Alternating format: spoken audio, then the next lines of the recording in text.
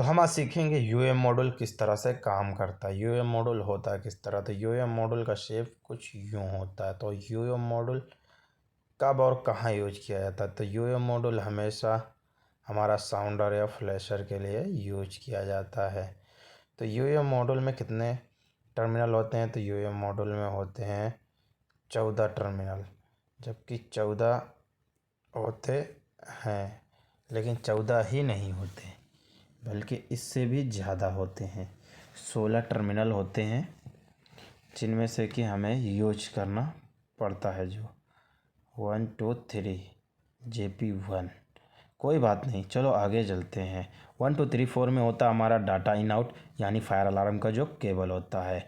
और 5 6 7 में होता है हमारा riser in out. Riser in out उसे कहते हैं जिसे एक्सिलरी पावर है। उसके बाद हमारा ऊपर चले जाओ 9 10 में। 9 10 इसमें दिया है नॉट यूज, लेकिन नॉट यूज स्मोक डिटेक्टर है, यानी स्मोक डिटेक्टर का 24 वोल्ट है from signature control previous device. ये डिवाइस के लिए, यानी जो साउंडर में जाता है उसके लिए हम यहाँ से केबल दे सकते हैं। आप लोग देख रहे होंगे 10 11 और 12 में जो लगा हुआ है हमारा, ये 11 12 में जो केबल गया हुआ है ये साउंडर के लिए गया हुआ है, और इधर 13 14 में भी वो वापस से रिटर्न आया है। इसी को बोलते हैं क्लास ए वायरिंग। क्लास ए वायरिंग में हमेशा केबल ना रिटर्न फिर आता है, रिटर्न आके कनेक्ट होता है टर्मिनल में। तो ये आ गया है, तो ये क्लास ए वायरिंग। और इधर देखो, इधर लिखा है स्टाइल डी क्लास ए वायरिंग, और क्लास बी वायरिंग भी लिखा हुआ है।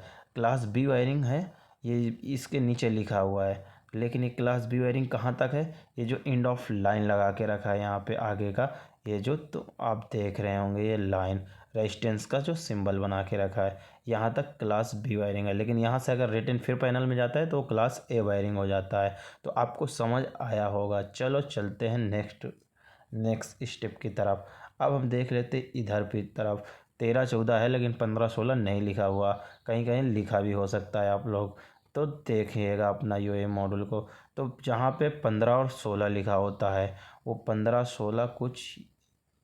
16 भी एक्सिलरी पावर का होता है। अगर आप यहाँ पे कनेक्ट करते हैं 9 और 10 को, तो यहाँ से भी क्लास ए वायरिंग जब करेंगे आप, तो आपको यहाँ वापस लाना पड़ेगा। अगर ये पोर्ट खुला हुआ है, अगर वायरिंग नहीं हुआ, केवल एक ही आप सर्किट यूज किए हो, तो यहाँ पे 22 किलो ओम का रेजिस्टेंस भी आपको यूज करना होगा, और क्लास ए वायरिंग हो जाएगा, ये क्लोज हो जाएगा सर्किट यहाँ से ही।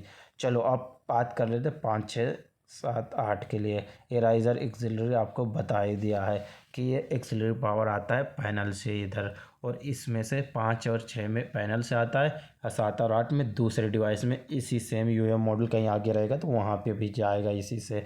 तो चलो चलते हैं, मिलते हैं नेक्स्ट क्लास में। जब तक कि यूएम मॉड्यूल का पूरा आप लोग समझिएगा। तो यह इस तरह से होता है हमारा कहीं कहीं, और कहीं कहीं हमारा CC1 भी दिखा रहा है कंट्रोल ले रहे मॉड्यूल। ISSC का यूएम ओनली यूएम मॉड्यूल है, ये भी इस तरह से। तो ये हर जगह का अपना अपना एक यूजिंग है। तो यहाँ पे डायग्राम बराबर से दे दिया है। यहाँ पे देखिए, जैसे कि मैंने आपसे बात किया क्लास बी वायरिंग के बारे में, तो डुअल इनपुट मॉड्यूल है। डुअल इनपुट यानी 2 इनपुट दे सकता है। तो देखिएगा 9 10 11 12 में एक क्लास बी वायरिंग यूज किया हुआ है यहाँ पे। तो ये देखिएगा 47 किलो ओम का resistance last end of line लगा के रखा है। तो कोई बात नहीं, आप आई होप आपको ये बातें समझ आई होंगी। मिलते हैं नेक्स्ट क्लास में, तब तक के लिए जय हिंद।